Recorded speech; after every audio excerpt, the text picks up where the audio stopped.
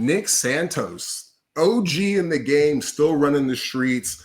Yeah. Now a shot caller, apparently, So what do you think about his 50 fly where he popped off a serious, some would say a 50 freestyle time? Listen, like I said, as a 50 fly aficionado myself, I've watched this guy pretty much my whole career. I looked up to him. I've seen how he swam, how he trains. Dude is an absolute legend, and broke the world record in the 45 to 49 year age group. Dude, he was like, I don't know if we're going to put a video of it, but he was like 2 body lengths ahead of everybody else. 23:15 long course. That's insane. Yeah. That's faster than me in my prime. Yeah. By far.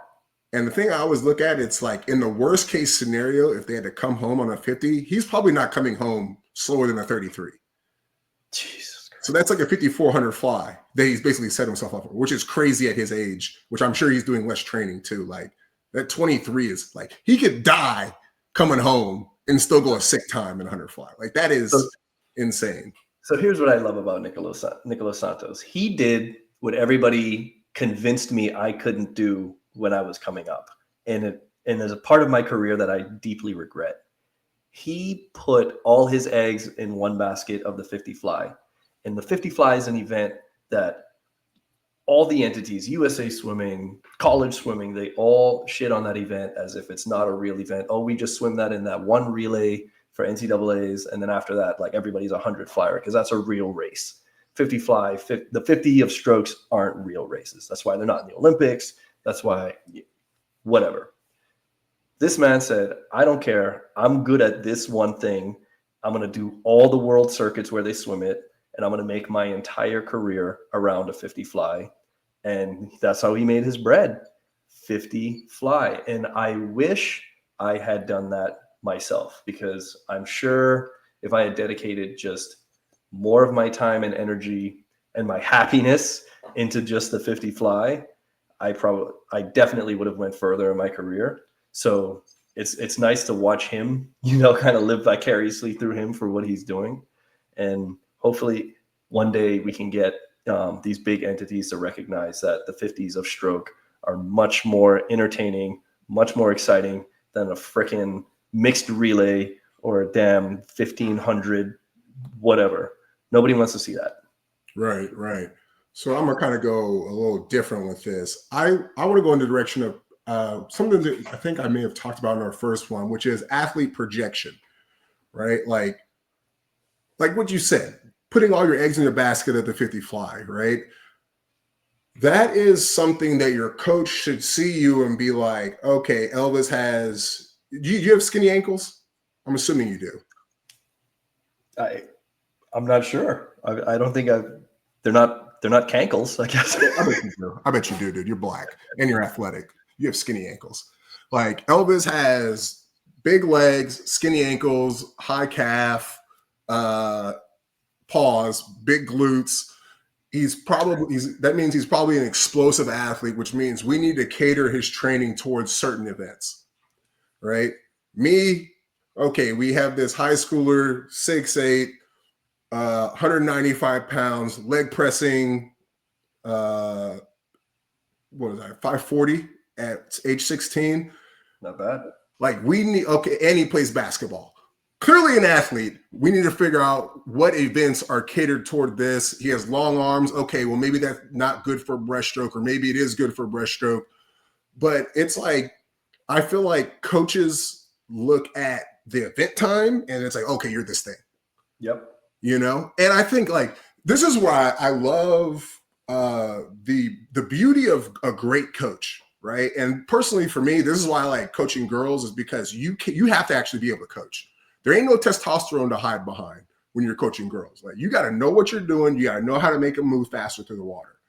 And like I got to give a major shout out. I believe it's Steve Boltman I don't think he's there anymore, but Texas A&M University. This is the only time you hear me say anything good about the Aggies. Okay.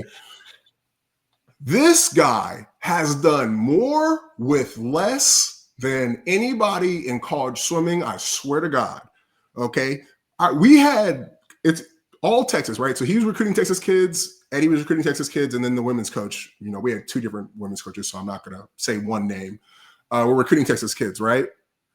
Well, I guess Eddie he's the men's coach. But anyway, he would take athletes from the same team. We would get like a top recruit who was like a top 10 swimmer from that same team. And then he would get a kid who was like not in the top 100 on the same team, like they're friends. He would take this kid and their kid would end up almost outswimming the top kid that we took at UT, right? And it's like that with so many of his swimmers, right? What's her name? It was a Canadian, Atkinson, who swam. No. Jamaican. What was that? Alia Atkinson, the Jamaican breaststroker. So there's her, but then there's another Wilkinson. That's what it is. A Canadian girl. Yeah.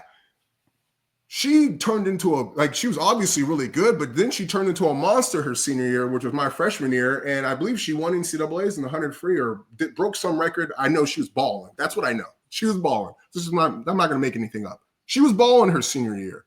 And it's like, especially at that level where like their testosterone are significantly lower than it was when they were, 13, 14 going through maturation. Like you got to be able to coach, like when I see a relay roster and it says freshman, sophomore, freshman, and then junior every year, and it never says senior, junior, that means your best swimmers are from somebody else's program, a high school program. You see what I'm saying? So I think that just shows like to be able to look at somebody and be like, you are a swimmer that is actually suited for these other events. And because we're going to put you in the right events, you're going to excel, right? Like one of the swimmers on our team was a semi-finalist Olympic trials 200 butterflyer, ended up being 100 backstroker at UT. And she was a team record holder, right? Like you got to know what you're looking at. And I think like exactly what you're saying, I think coaches need to start projecting more, like knowing what they're seeing. And then especially when the athlete, you have someone who believes in themselves, like in your case, what you're saying, you got to take that risk. You got to take that risk. And it's probably not a risk if the athlete takes themselves seriously and believes in themselves. Like run with it. If not, it's the kid's fault. Right. So and he's done it unapologetically for as long as I can remember. He's not even interested in going to the Olympics. It's just like, I will swim the 50 fly and make money until I retire, until I die. Yeah. Fly and die. Yes. Fly and die. Love it. And it's only possible if you're willing to put the eggs in the basket. Right. And right now it's paying off too, because I think Cam McAvoy went through the same thing because he wasn't a 50 freestyler, was he? He dabbled in other stuff too, 100 free. Wasn't he more known for the 100 and the 200? Yeah. Yeah. So starting to pay off, guys.